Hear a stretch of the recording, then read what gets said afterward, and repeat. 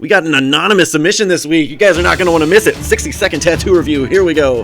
This tattoo was sent in anonymously from Philadelphia, Pennsylvania, and the artist that did it was Danny Sr., working out of Philly Ink Tattoo. If you want to check him out there on Instagram, Philly Ink Tattoo, definitely check him out for yourself, but let me break this one down.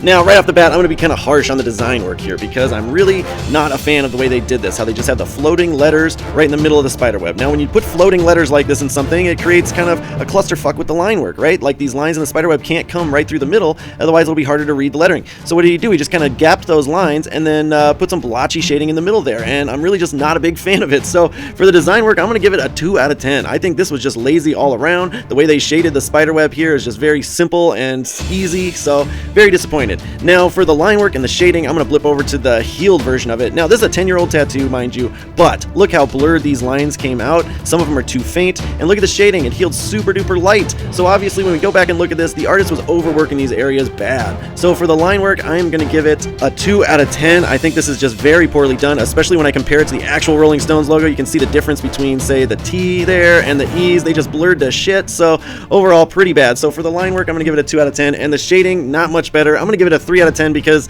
it's there. It's not scarred. But overall, yeah, the artist did not know what they were doing when applying the ink, and it just turned out terribly. So overall, this one gets a 2.5 out of 10 from me.